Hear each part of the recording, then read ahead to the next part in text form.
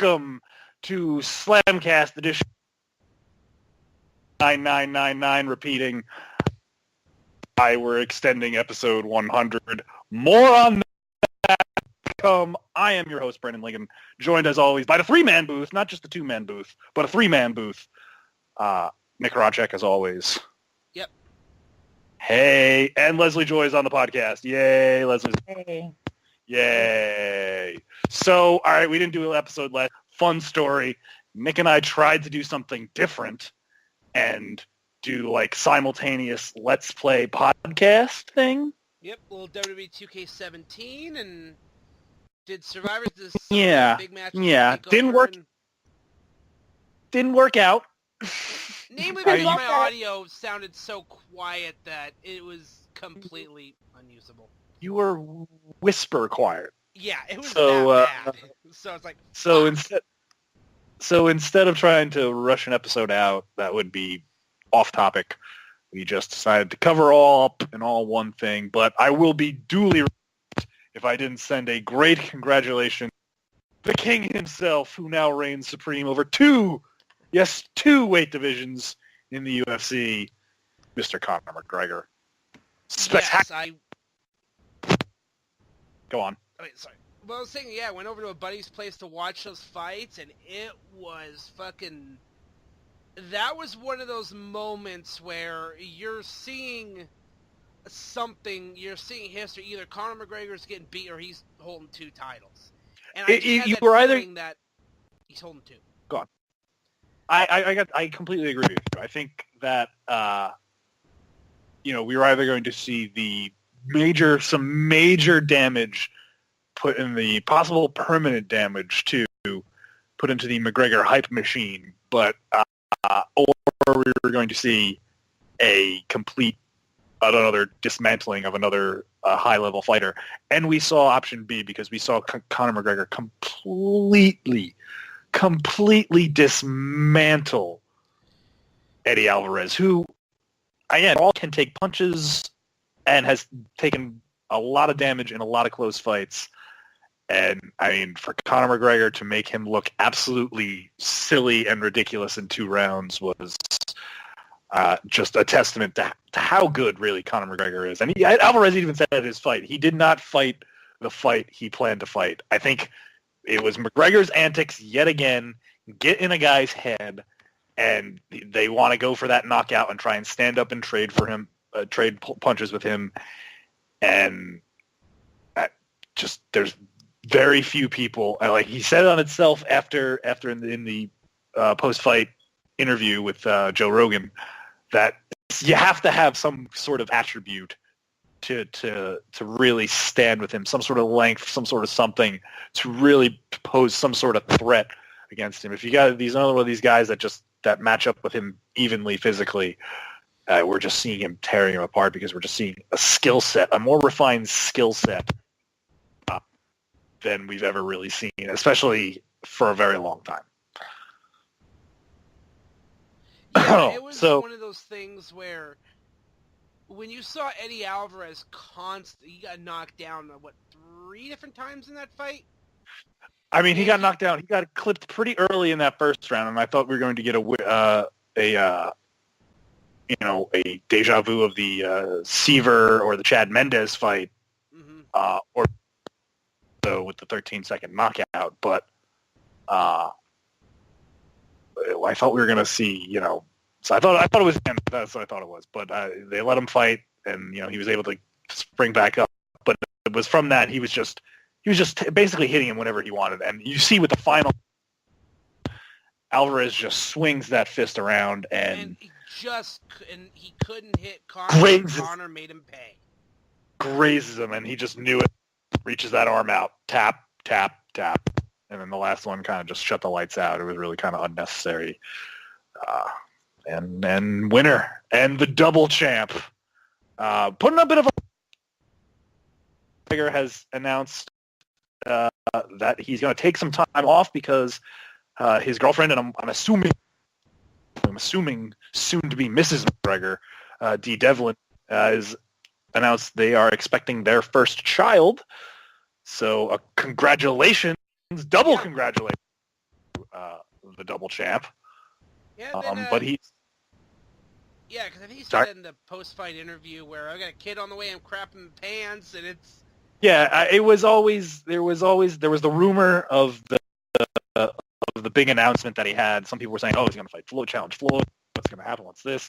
Alvarez kind of like broke the news sort of in the press conference. He said, "Oh yeah, I know what Conor's big story is. His girl's pregnant," and he was just kind of just like, "Oh yeah, fuck." I think it was that moment that McGregor decided to. I think I'm going to put the ass whipping on him.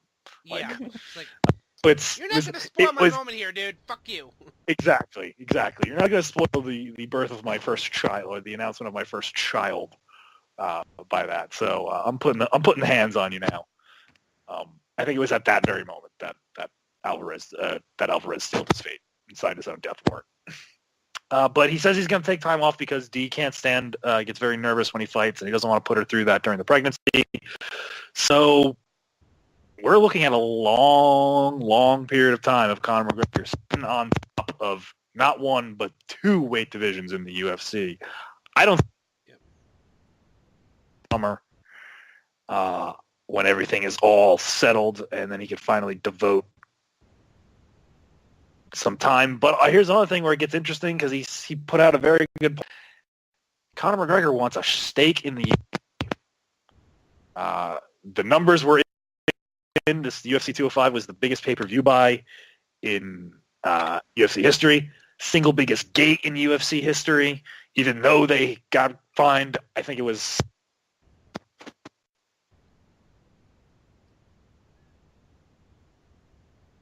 Yeah, Brandon, you're cutting out here pretty good, so. God damn it. Can't do anything about it if I'm cutting out. That's network issues. I'm trying to close down as much shit as I can. Do you want to just take it from a different spot where I'm cutting out? Well, I'll pretty much just go from here what you're saying about, Conor wants a stake in the company.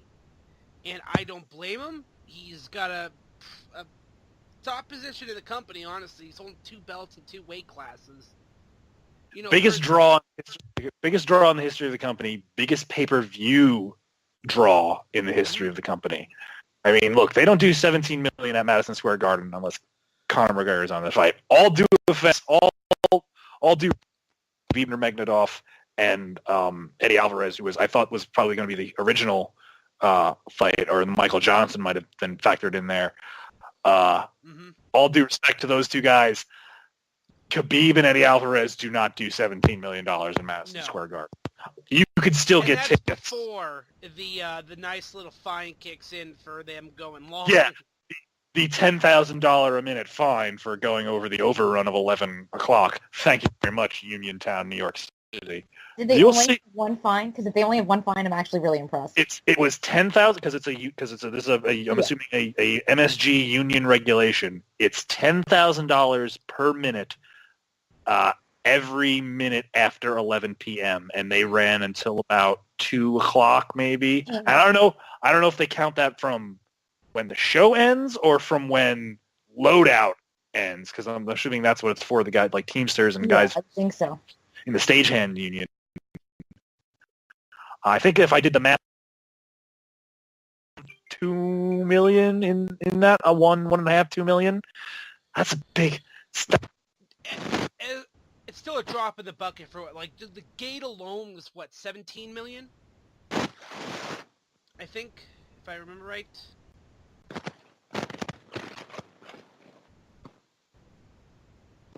Brandon, gate.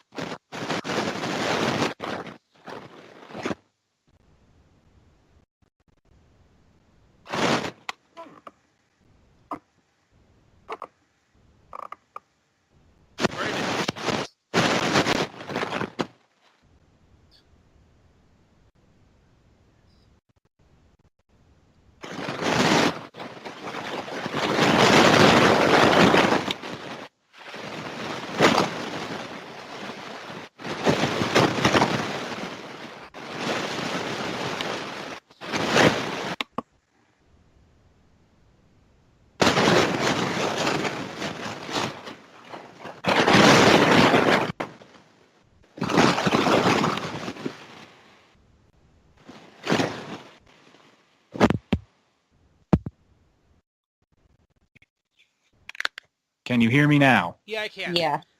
The gate right, alone let me for plug my head. UFC 205 is what, 20 or 17 million? I thought it was 17.5, but I know there was 17. I'm not sure on the 0.5, but I know it was at least 17, and I know they did more at the gate than WrestleMania did at theirs, and they had 100,000 seat building. Mhm. UFC did 17 million on a 15,000 seat, or 17,000 seat building. Mhm. I mean, that's not bad at all. Not at all. Not bad And at that's all. on top of everything else. Merchandise, pay-per-view Yeah. buys. Yeah, Fucking advertising, everything. I mean, everything. this was the most profitable event in UFC history, and I think UFC has some competition now, or at least Las Vegas has some competition now for UFC as far as being the big marquee event. I mean, Conor McGregor said it first because of everything that happened with the, I think we call it Bottlegate, Cangate, whatever you want to call it. Everything that happened with the Cangate fiasco. Mhm. He says he does not want to fight in Las Vegas anymore. When your biggest draw says he doesn't want to fight in what used to be your marquee city, you got.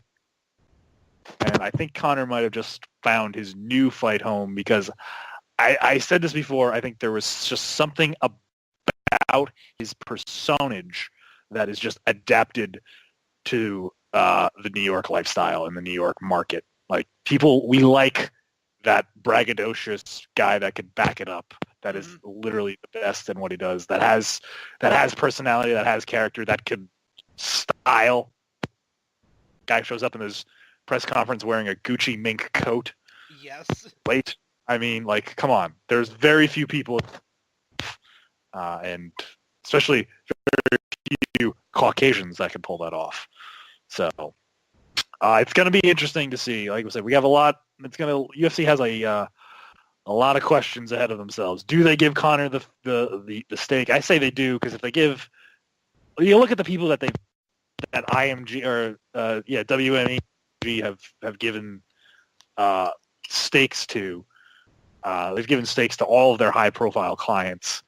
Conor McGregor at least deserves on par with what Zac Efron and Conan O'Brien and Madonna got to continue to be a part of the company. I wouldn't even be surprised that if they do go through with this and give him ownership stake, that we see like a Team Conor building. Like he'll have his own stable of guys that he takes care of, guys that fight on his cards, so he can help them come up like he did. Because this was a guy 4 years ago, 2012, that couldn't afford $200 for a fight song for his now fighting for the biggest belt in Europe, and now he makes 40 a fight, 40 a year this year. So that's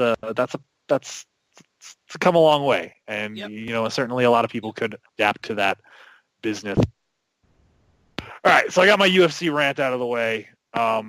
It was a huge weekend this weekend in Toronto, and we got to talk about the big one. We'll talk about the rest of the card, but we have to start with the big one. There's no ignoring it. I can't ignore it any more than I have right now. And that's the main event and ending of Survivor Series. The much ballyhooed, arguably the most talked about match of 2016. I mean, we're getting to that point, I think. I think so. I absolutely agree so. Look, I've gone every which way on this match. When it first happened, I was very upset. Not very upset, but I was like, "Oh, come on, man! Really?" I felt like it was a jerk off. Like, you get us keep jerking, and then just stop. And then I'm just here, half hard, and like, is that it? Really? I had to take the Burhans. It summed up with the Botchamania video I shared of the Celebrity Deathmatch clip when they had the Loch Ness Monster versus Bigfoot, and Nick Diamond goes to get fucking I remember snacks. it well. Yes. And he comes back and so I'm like, what the hell happened? And that's kind of my reaction to, like, wait, Yeah. That's it. Yeah, if you got up to take and want to watch Goldberg's entrance, you missed the match. You missed literally everything there was. A minute and 26 seconds. I'd like to say it surprised me, but it didn't. Because Goldberg, he did key moves. That was the Goldberg match. He looked like he was really winded, so I couldn't imagine him going very long to begin with. And I figured Brock Lesnar would kind of be like, you want to do a short match? I'm okay with a short match. Well, I do like you saw it later when you see he was when Lesnar was on all fours, and you just see him giving Goldberg the finger.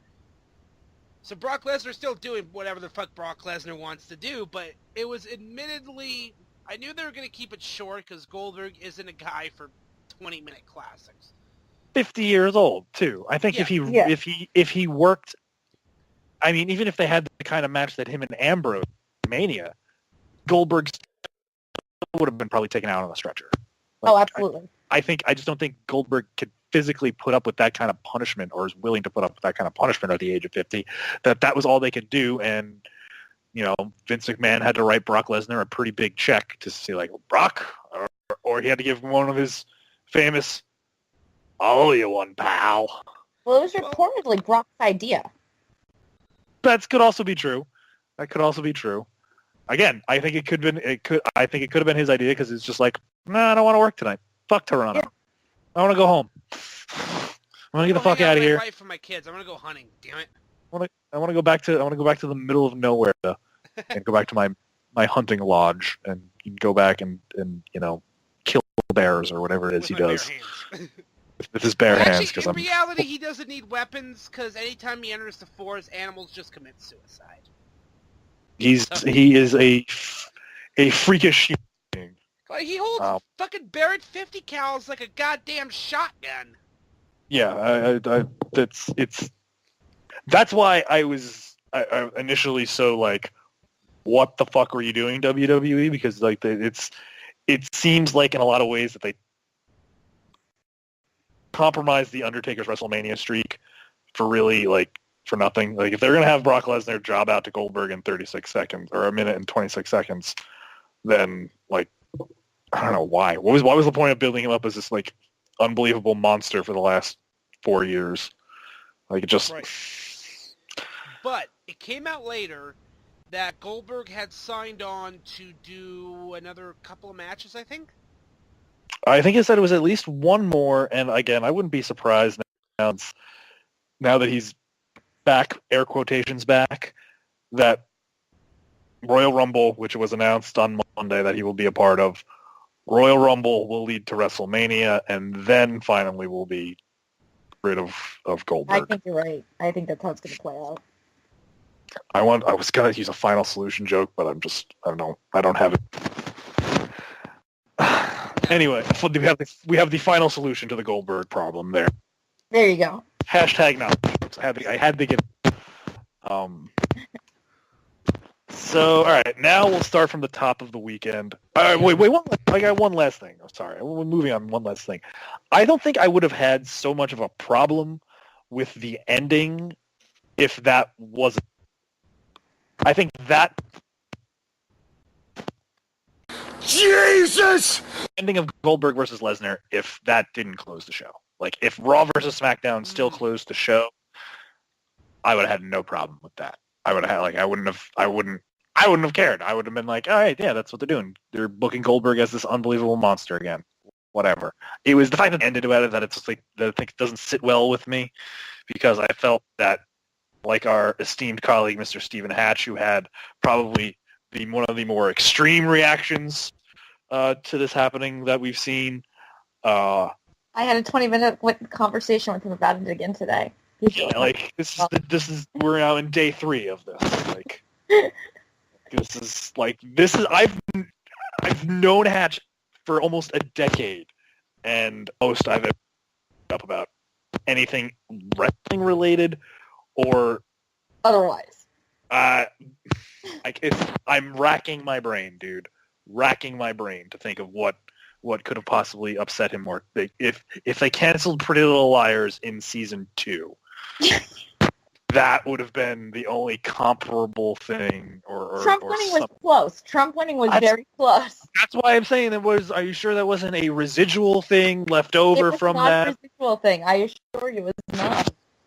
All right. Anyway, now that we've done psychoanalyzing Leslie and I's friends, Yes. Yeah, it closed the show, and you just came it closed off the show, this and that just felt like, yeah. that was literally the end to the weekend of great wrestling that we saw in NXT TakeOver that we're going to talk about right now. They call that a segue, bitches. Well, That's why I've been doing. Well, Sorry, you interrupted. I was going to say, before we get to the greatness that was TakeOver, you still had an amazing 5-on-5 SmackDown versus Raw, tag match. And I honestly felt that should have. You had a mini Shield reunion. You had Roman spear Shane McMahon out of mid fucking air, and almost give Shane McMahon guy. Good guy Randy Orton, by the way, going to control Shane's son. Yeah, seriously. Randy Orton wins my Humanitarian of the Week award that I just came up with right now. Congratulations to Randy and his wife. Just had their baby girl. Oh, well, good for them. Jesus Christ, motherfucker is like a family man. Would you ever think that Randy Orton would be a family man? What the fuck world are we living in? I don't know. I know, this is a guy who pissed in someone's bag. Remember how much of a son of a bitch he was? Oh god, Those stories that we heard. Yeah, and now it's like he settles down. Like, God, that woman's vagina must be magic. Like, magical. God bless him. My hat's off to him. May their family continue to grow, and the fourth generation of Orton wrestling lineage continue to live on. Wrestling family dynasty, man. It's like, yeah, exactly. They I think you can probably say the Ortons, with Randy's success, have now probably maybe used themselves as the preeminent American wrestling family dynasty. Mm-hmm. I mean, The Rock moved on to a whole level thing. I mean, The Rock is like on a whole other level. The Rock has left Termination Shock. He's not even in the galaxy anymore. The Rock he's the sexiest man alive. Like that's a whole other. Nobody else is winning that. Like, yeah, that's Babe Ruth territory. Yeah. But like, as far as Survivor Series, there really wasn't. Dwayne too. It was a good show. I thought it was a very good show. It was an alright show. Like there were some matches that were just like, oh, that could have been better. The women's match was very good. Nia Jax looked like an absolute beast as she needed to be. You had Team Raw won, and then Charlotte just blasts Bayley in the teeth. Yeah, like that. Yeah, we work together. Now it's back to business. Charlotte, and I really thought that was an interesting underlying storyline. Yeah, I thought they did a good job with that. Right. No, both shows had this underlying storyline, whereas SmackDown Live already has TLC built, kind of going already. Right. They already have matches lined up for their next pay-per-view while the Survivor Series build was still going. Played into the Raw SmackDown, male, the 5-on-5 match, because you have Shane McMahon trying to make peace with these guys. It's like, just exactly wait. where you had where Raw again, where it seemed like at the beginning going into the pay-per-view, where the storyline was Raw has a fractured team, they're not all on the same page, but yet we saw it at SmackDown. There was kind of this uneasy alliance of people all working together, and then we slowly started to see that unravel and the SmackDown team come apart, whereas the Raw team came together. Yeah, and then you have Ambrose get eliminated. He comes back, beats the hell out of AJ Styles, the Shield triple powerbomb. Braun Strowman gets eliminated because James Ellsworth is hiding under the ring, who now has signed with the WWE. By the way, yes, congratulations, Smith or Ellsworth. Your 15 minutes of fame has just been extended. Now's your chance. You got. You know, Tinder way into our hearts. Exactly. He the Gentile Barry Horowitz. Yes. And then he gets chucked off the stage through a table by Braun Strowman. So I mean, I think that's 2016 Spike Dudley. I think that could be his niche. There's this guy. Here's this little guy that we could just throw. He doesn't care because he's getting paid. It's awesome. Yep. I like the backstage segment where Strowman was like, "Do I know you?" Do I know you? Yeah. It's, again, the little subtle things about Braun Strowman. I think he's really, this time away from... He's gotten really good since the time he's been on the main roster. He's gotten very good. They've done a great job with booking him looking like he's this unstoppable monster. And even the way he was eliminated was the same thing, because he gets counted out because Ellsworth is holding on to his foot. By the way, I love the meme that, I forget who it was, probably Meme Gene Okerlund or somebody, one of the Facebook internet wrestling memes providers, that had the picture of the Bucks under the ring when they helped Kenny Omega win. And then they photoshopped James Ellsworth there underneath there with them. Nice. Yeah. It's funny. Made me laugh. But, so, you know, Survivor Series was a good show. TakeOver was a great show. Exactly. It was overshadowed, unfortunately, yet again by TakeOver putting on a better product, better matches, and better crowd reaction. Yes. When I you think- open with a choir singing Bobby Roode to the Ring in Canada. Like, I think, we said this, we have a correction. Remember how we said on the stream I didn't know where Ty Dillinger was from, and I'm from Western Canada? Correction, he's from Niagara Falls.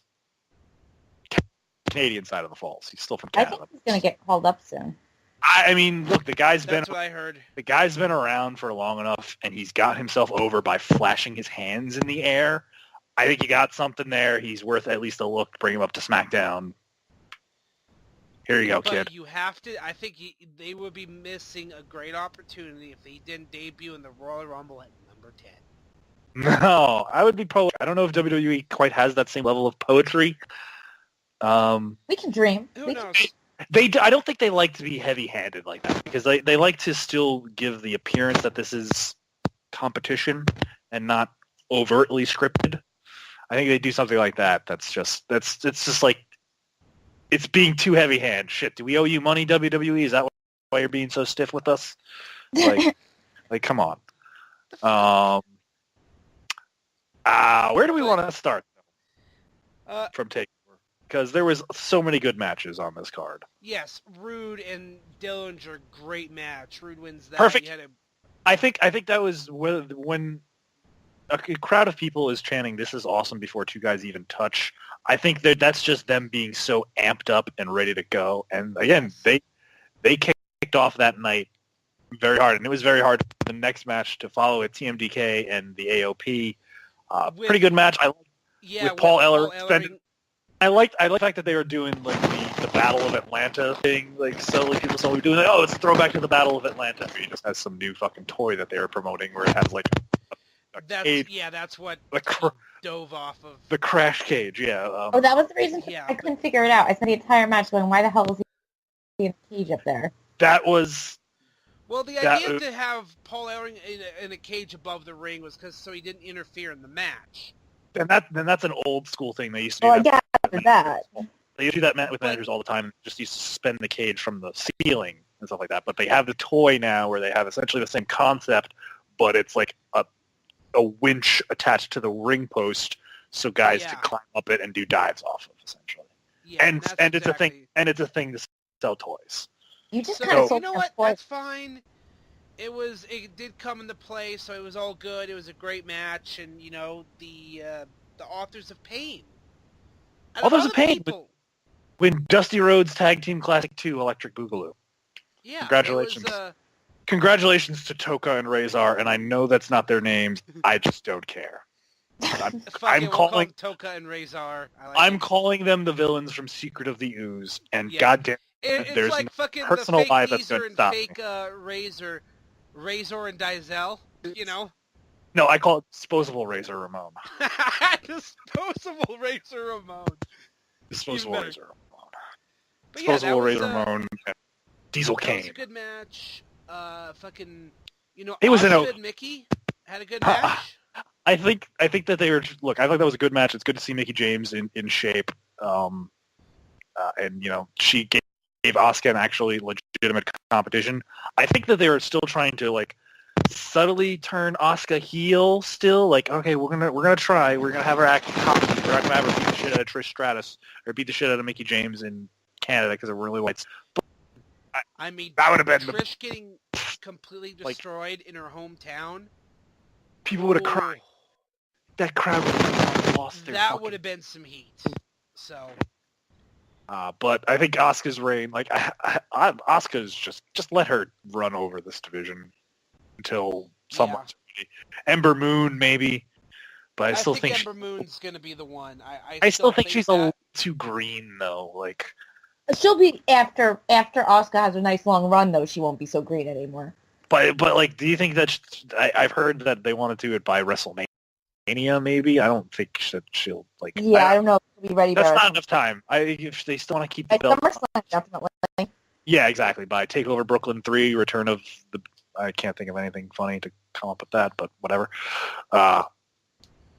They'll have more time for it, and that seems like it would be a better thing. But I think just by then, Asuka's momentum would be too much. No one's going to want to see her take that belt. Although I was talking about this with my good Mr. Jameis Vanderbeek on Twitter. You may have seen him.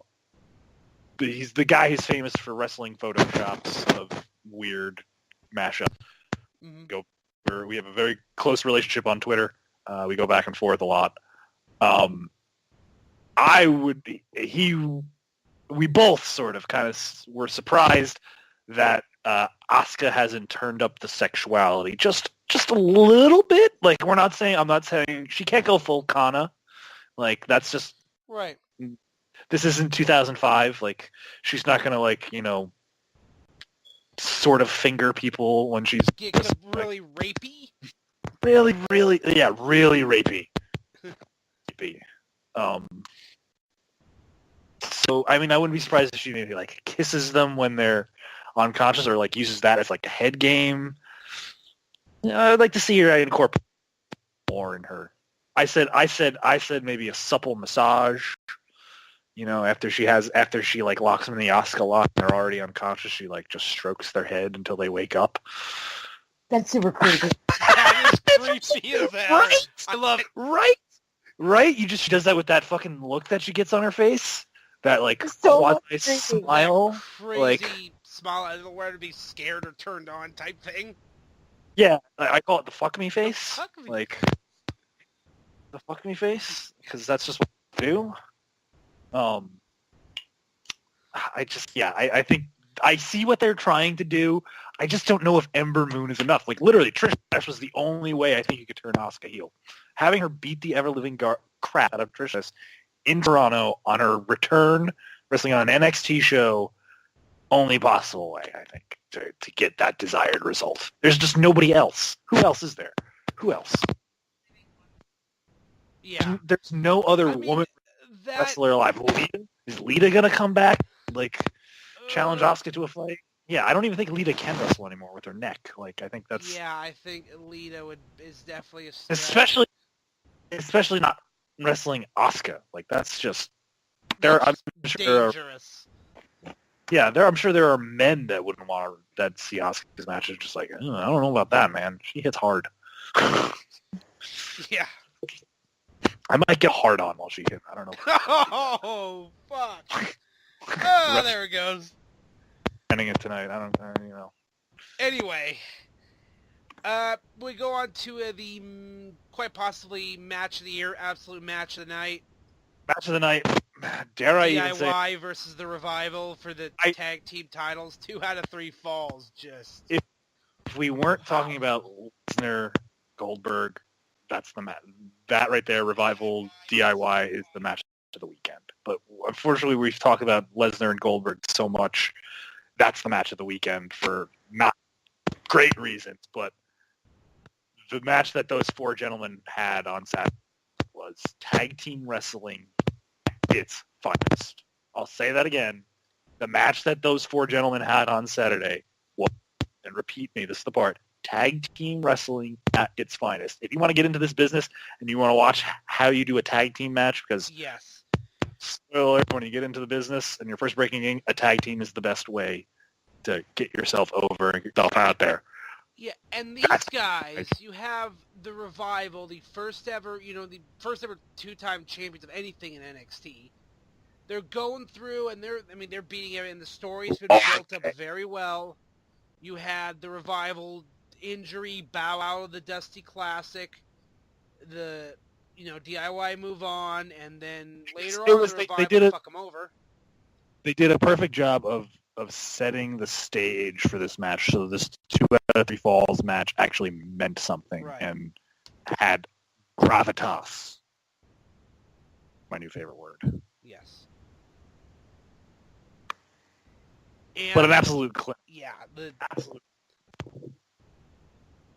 And the legit emotional reaction from 2 guys that realize that we've done it. We're finally successes in this business. Like we've arrived.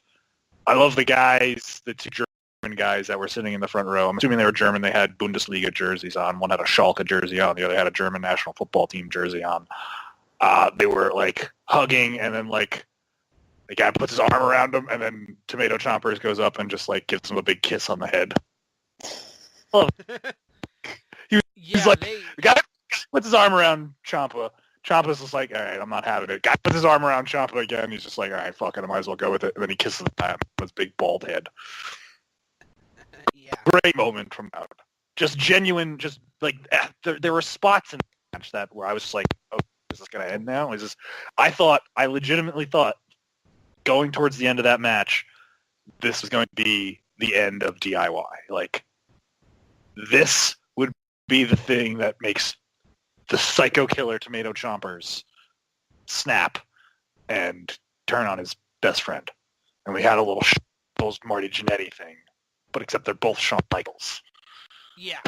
You know what I'm saying? You get what I'm saying? There's not a Marty Jannetty in this team. There was not a Marty Jannetty in that match. Bingo. I think if Dawson and Dash wanted to come up to the WWE and wrestle the New Day for the tag team titles the day after they break Demolition's record, that's great creative. I'd lose my shit in an instant. And you can see it happening. All of a sudden, the New Day think they vanquished everybody. Here come the top guy. Here come top guys. Mm-hmm. And they just come in, boom, shatter machine, 1, 2, 3. They don't got a Lesnar Gold. I think that's a new term for when like something gets built up and then it just ends the complete squash in under 90 seconds. Lesnar Goldberging it. I like it. Keep it. I'm coining it. It's happening. It's happening right now. Slamcast. They don't need a Lesnar Goldberg yet. I think we don't need a Lesnar title. They don't need Lesnar Goldberg yet. It's a thing, and we're making it. Yes. Yeah, just perfect story, psychology, right amount. Not too many spots, but there were like the good amount of them. Everything made sense. There was no wasted motion. They didn't fuck up anything, as far as I could tell. Like there was no horrendous botches. Everybody took care of everybody. Crowd went home happy. I can't even count you how many times people were like on the edge of their seats, and then that like relief / exhaustion moment that the match is still going, but you don't really have that much energy left to give. Especially when they were finishing when DIY hit Shatter Machine on Revival. That was over with. Like I thought, oh my god, they're gonna beat him with their own finishing move. Like that was it. That was where I snapped. But yeah, absolutely, match of the night. And when Slamcast Awards recognizing outstanding achievement in the field of excellence. There you go. Came up with the damn awards, and I can't even remember the title. When we do that at the end of the year, DIY Revival from NXT TakeOver Toronto will absolutely be on that short list. Yeah. Yeah. What was after? Did they go really right into the main event?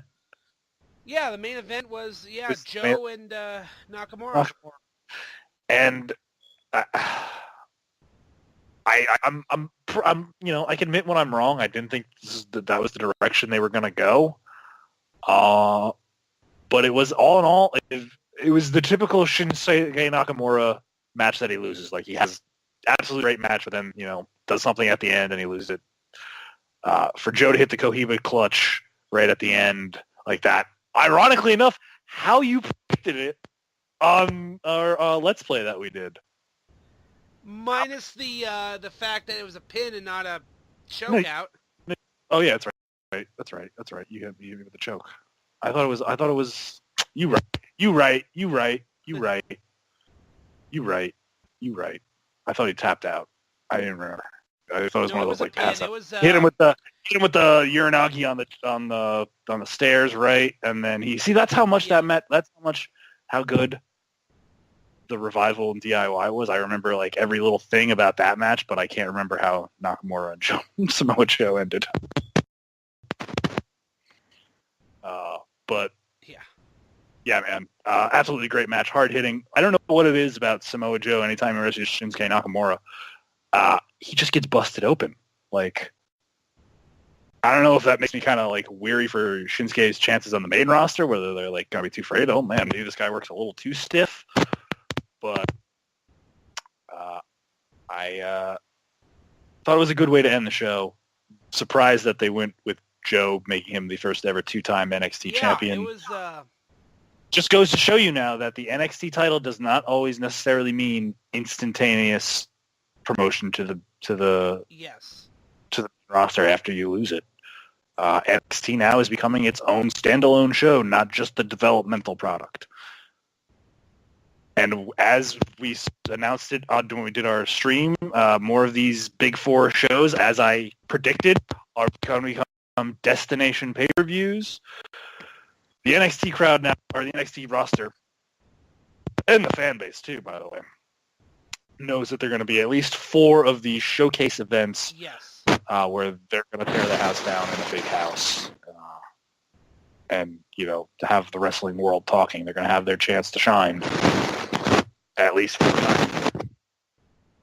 So, I think NXT is very quickly becoming option C for some people, or option B for some people in a lot of ways.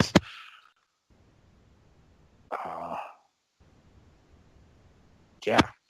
Anybody got anything else? I did everything. No, I got nothing. It's going to be cool to see, now that we're going to start seeing the NXT takeovers, they're going to be alongside the big destination, big 4 pay-per-views for WWE, Survivor Series and Rumble, Mania, and SummerSlam. Yes, that means we will see one in January, sir. Yes.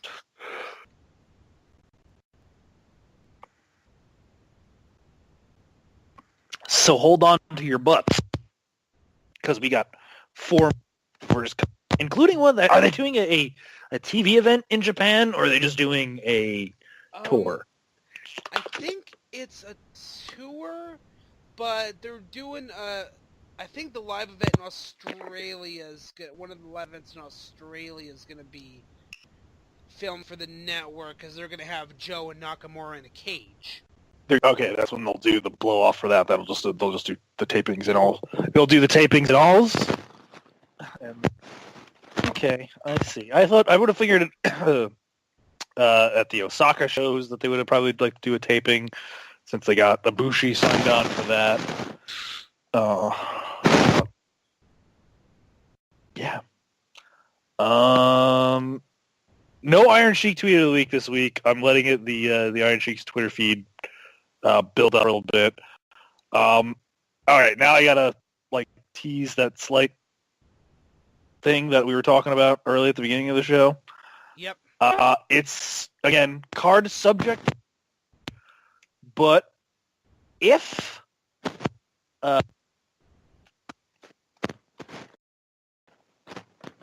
a certain special guest that we've been working on for a long time, I may or may not have mentioned it on the show in passing,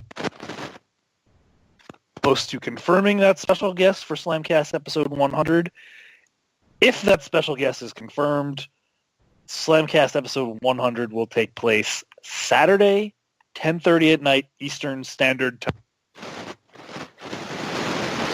That's right. Slamcast live. Potentially. Card subject to change. Without reason or notification. Mm-hmm. No, we'll let you know. But card subject to change. Burying a big, there I could say an IWC pioneer or mainstay, part of the fabric of the internet wrestling community.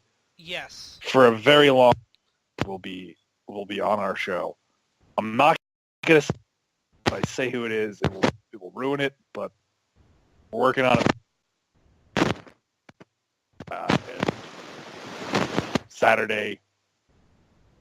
This Saturday. 10:30 p.m. Eastern, huh? 10:30 p.m. Eastern. That's. I don't mind having to fly solo if I got to for that, but good thing is I work noon to 4 on that Saturday, so I will be around. Yeah, I'm gonna try and do everything I can to be there if we can just happen. But that we'll let you know sometime in the next few days. I was hoping to have an answer by now while we were recording, but that answer is still coming. I may feel like I might have just jinxed us, but I feel like the announcement had to be made, and it had to be made. My calendar, and I saw this 205 calendar. Slamcast episode 100, Saturday the 26th, 10:30 p.m. Eastern Standard Time. Yeah, man. So that was Slamcast number 99.999 repeating. Yep. We talked about a lot of things. Everybody should just get over but let's see where this whole, Lesnar Goldberg thing goes, and it's definitely one of those things where didn't see it coming, absolutely didn't expect it. I think that do that. Throw those curveballs at us to keep us on our toes to where when it gets too predictable, it gets too predictable. And people know what happened. Like people like me and Tony can book Raw. Like we kind of when the Raw down match was ending, or just about to end, we kind of figured out. I was like, oh, somebody's gonna take the list from Jericho, and that's gonna eliminate him. 2 minutes later, boom. Nope. I guarantee you, no. No, or at least no one would admit to themselves that that's how it's going to go. Yeah. And if you try and say that to me, I'm going to call you a fucking liar to your face and point at you and try and ridicule. Yeah. It was like with the Joe Nakamura finish. I would be absolutely lying if I... Nope. And again, when he hit him with that Uranagi.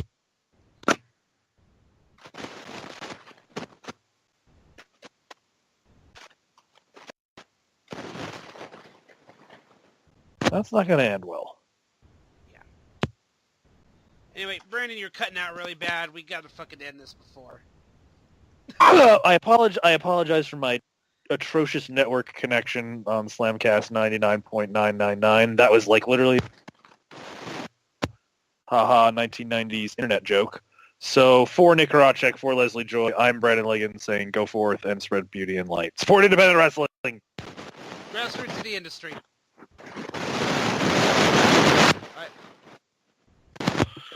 Okay.